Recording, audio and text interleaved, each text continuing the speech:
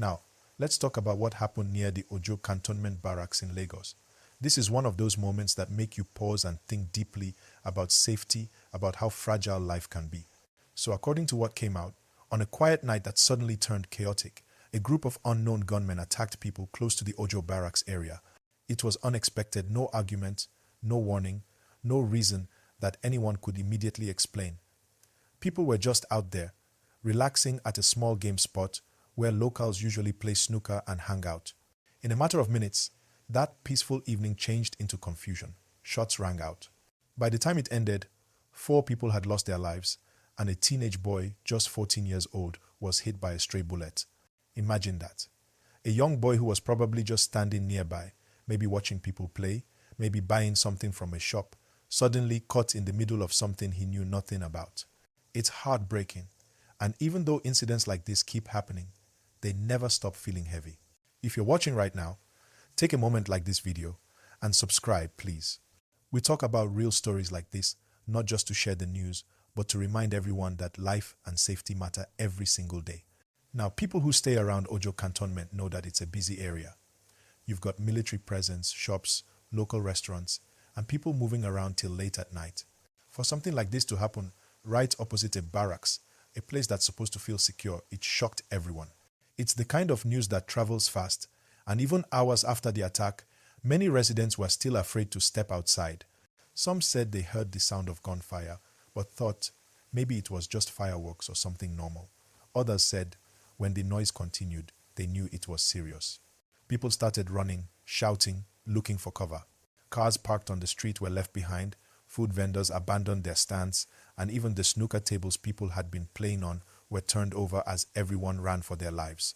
The following morning, the place was quiet, that strange kind of silence that follows after a tragedy. Broken chairs, spilled drinks, and belongings scattered on the ground told the story of how quickly everything changed. If you haven't liked this video yet, please do it now and make sure you subscribe.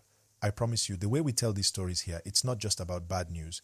It's about understanding what's going on around us, what lessons we can take, and how we can make things better. Now, let's think about the victims. 4 lives gone, just like that. Maybe they were fathers, brothers, friends, maybe even breadwinners. Their families are left wondering why.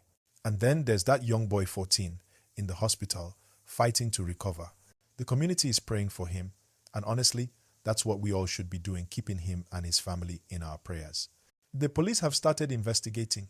From what I gathered, they're trying to find out who these attackers are and what exactly their motive was. Some people think it might have been a targeted attack. Others say it could be criminal activity. But until the police finish their investigation, no one can say for sure. But it's clear that these gunmen wanted to cause harm. They didn't care who was there, who got hurt. And the big question now is, how can this happen so close to a military facility? That's what a lot of Lagos residents are asking. Because logically, you'd think that an area near a barracks would be among the safest places around. The presence of soldiers alone usually keeps people on their best behavior. So for something like this to happen there, people are genuinely worried. Now, before I continue, please like this video if you haven't yet. It helps more people see this story and it helps the channel grow. Subscribe too, so you can always stay updated when we post new stories. Many residents have been speaking out, saying they want more patrols, especially at night. Some said security presence around busy hangout spots should be increased because these places are always full of people trying to relax after work. It's one thing to worry about crime on highways or dark alleys, but when people can't even gather peacefully to enjoy themselves, it shows that something needs to change. And honestly, it's not just about Ojo. If you think about it, we've seen similar incidents happen in other parts of Lagos and even across Nigeria where innocent people end up as victims of violence they know nothing about.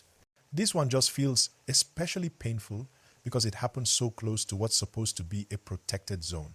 You know, sometimes when we talk about stories like this, people start asking, what can we really do?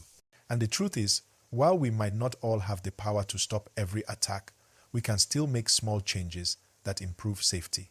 Neighborhood watch groups, better lighting on the streets, working together as communities to report suspicious movements, all of this makes a difference.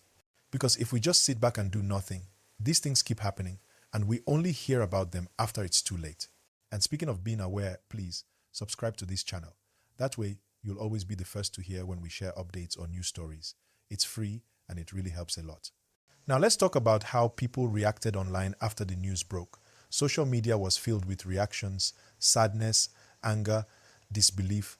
Some people shared photos from the area. Others were asking questions like, where were the patrol teams? Or how did this happen so close to soldiers? Everyone had their own view. But one thing was clear. People are tired of hearing about innocent lives being lost. It's okay to feel that frustration. These are real people we're talking about, not just headlines. And that's why it's important we keep talking about it, keep demanding answers, keep pushing for better security. Now, before we move on, I just want to say, if you're watching this and you've ever been near that Ojo area, you know how busy it can get. Just imagine being there that night. Imagine you're walking home, maybe calling a friend, and suddenly chaos starts. That's the kind of shock people experienced. The good news, though, is that the police say they're not backing down. They've started gathering evidence, interviewing witnesses, and reviewing CCTV from nearby shops to track what happened before and after the attack. They've also promised to increase patrols around Ojo and nearby communities to make sure something like this doesn't repeat itself. That's a small relief and hopefully they'll follow through. And again, please remember, like this video, subscribe, and share it so others can know what's going on. Your support really matters.